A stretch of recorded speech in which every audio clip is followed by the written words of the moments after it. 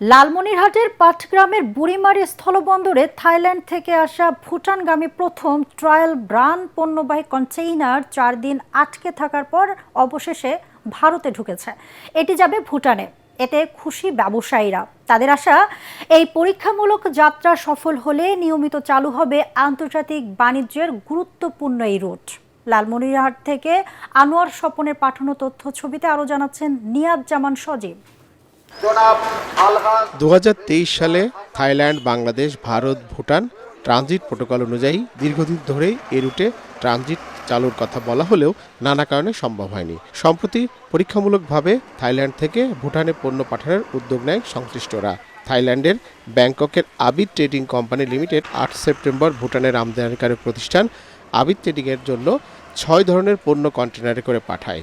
থাইল্যান্ডের ল্যাম চ্যাবাং বন্দর থেকে পাঠানো ওই চালান 22 সেপ্টেম্বর চট্টগ্রাম সমুদ্র বন্দরে এসে পৌঁছায়। পরে 28 নভেম্বর গত শুক্রবার ভোরে বুড়িমারি স্থল বন্দরের ইয়ার্ডে কন্টেনারটি আনা হয়। কিন্তু ভারতের অনুমতি না পাওয়ায় বুড়িমারি স্থল বন্দরে 4 দিন পড়ে থাকে ভুটানের ট্রান্সশিপমেন্টের জন্য।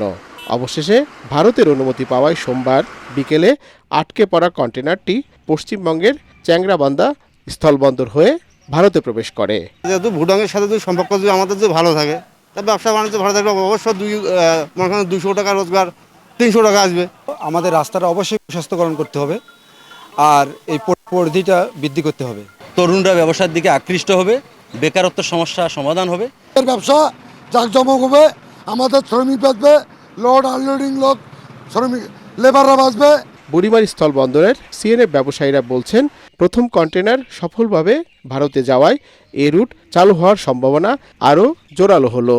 আরও বড় করার জন্য প্রথম ফেজ 3টা টেন্ডার হবে, প্রথম ফেজে টেন্ডার হয়েছে কিন্তু এখনও ডিসিশন দেয়নি। এগুলো দ্রুত হওয়া দরকার।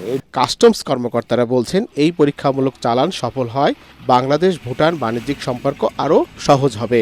6 লেন বা 4 লেন বিশিষ্ট সড়ক করা হয়, তাহলে যে ট্রানজিট কার্যক্রম সেটা আরও বেশি বেগবান হবে এবং ঢাকার সাথে বা চিটাগংয়ের সাথে বুড়িমারির যে যোগাযোগ ব্যবস্থা সেটা উন্নত হলে ব্যবসার পরিবেশ আরও বৃদ্ধি পাবে। ভবিষ্যতে নিয়মিত ট্রানজিট শুরু হলে সরকার বাড়তি রাজস্ব পাবে এবং বুড়িমারি অঞ্চলে ব্যবসায়িক গতি আর বৃদ্ধি পাবে বলে মনে করছেন স্থানীয়রা।